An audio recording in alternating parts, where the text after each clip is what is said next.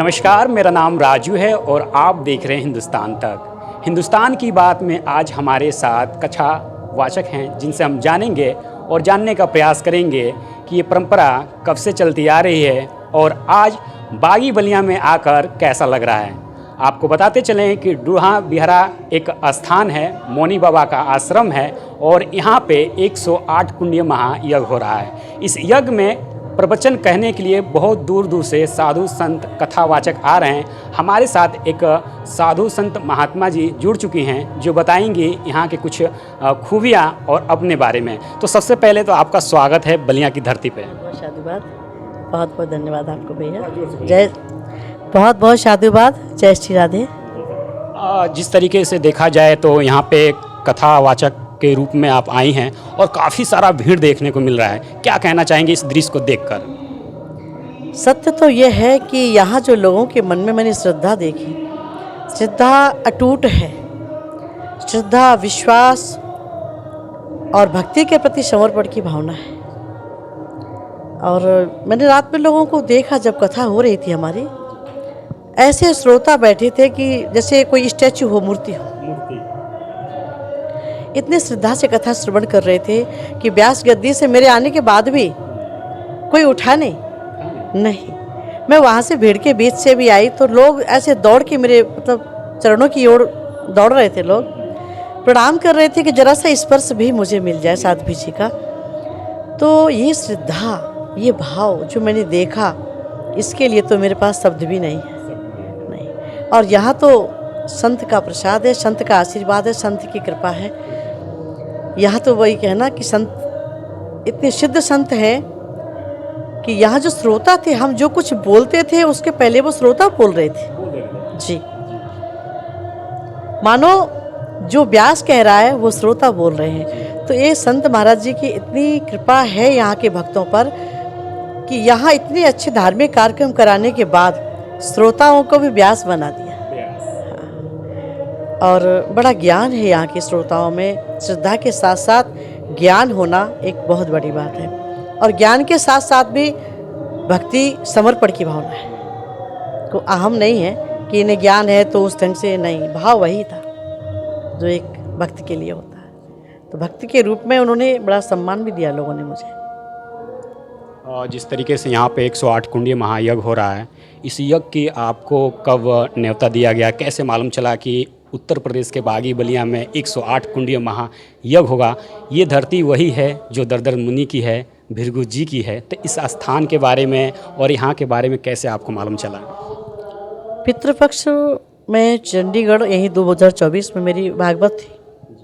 महाराज श्री ने मुझे, मौनी बाबा जी महाराज ने मुझे फ़ोन किया कि साध्वी जी, राजसू यज्ञ हम कर रहे हैं 108 कुंडीय और हमें आपका सहयोग चाहिए।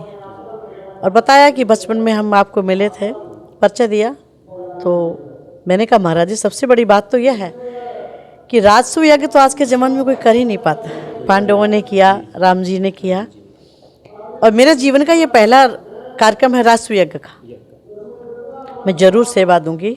और मेरा सौभाग्य है कि संत का इतना आदेश मुझे मिला। बोले मैं नहीं, मेरी आप बेटी हो, आदेश नहीं है, निवेदन है। मैंने कहा महाराज जी, ये कह के तो और मैं शर्मिंदा सी हो रही हूँ, पर मैं सेवा दूंगी। और उसी सेवा प्रेम के रूप में मैं यहाँ आई हूँ।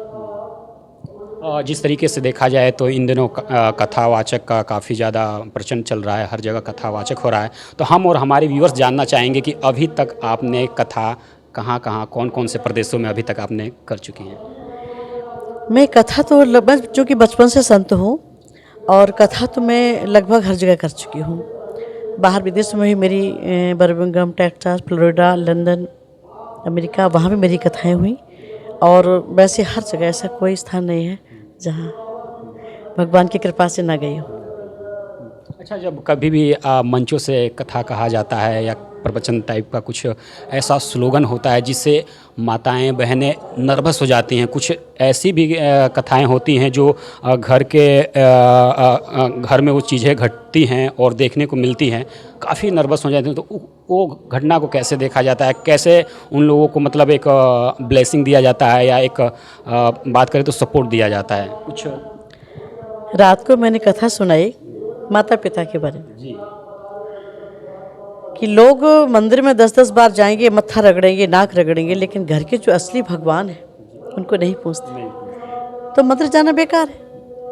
भगवान ये कहते हैं असली भगवान तो तुम्हारे माता पिता हैं, जिनको तुम जल भी नहीं पिलाते हो, भोजन भी नहीं कराते हो, सेवा नहीं करते हो, प्रॉपर्टी लेने को तैयार हो जाते हो और सेवा के लिए तैयार नहीं।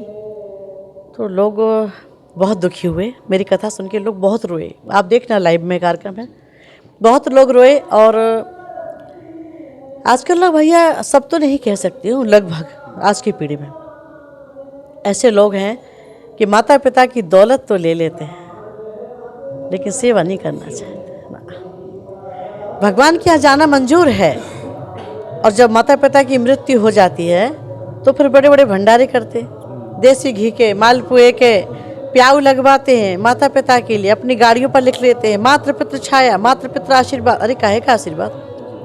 जिंदा में नहीं पहुँचते हो तो मरने के बाद तुम भंडारा देसी घी का कर रहे हो, वो स्वीकारेंगे क्या?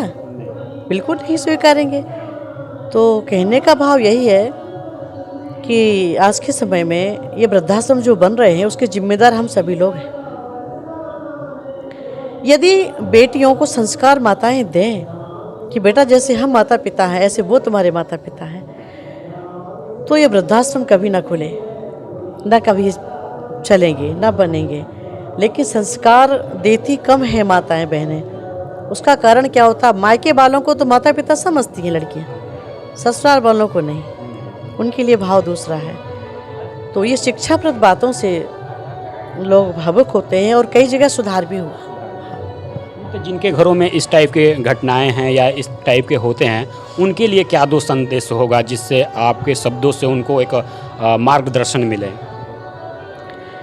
जो अपने माता पिता की सेवा नहीं करते, उनको भोजन नहीं देते, पानी नहीं देते, उनका ध्यान नहीं देते, अभद्र व्यवहार करते हैं, उल्टा सीधा बोलते हैं, उनकी आत्मा को दुखाते हैं, उनके दिल को दुखाते हैं, उनको रुलाते हैं, और जब उन व्यक्तियों की मृत्यु हो जाती है वही फिर पितृदोष का कारण बन जाता है। पहले के समय में पितृदोष हुआ करते थे पर कम, बहुत कम।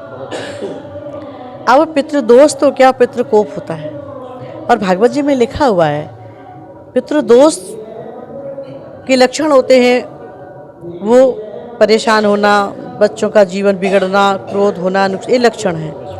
लेकिन फिर यहाँ तक दिया है भागवत जी में कि पितृ जब हमारे कुपित ज़्यादा हो जाते हैं तो रक्त चूसने लगते, माने जनहानि, अकाल मृत्यु।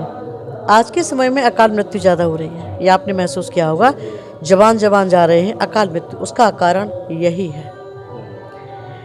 अपने संस्कार को माता पिता खुद भी सीखें, रखें और अपने बच्चों को भी दें।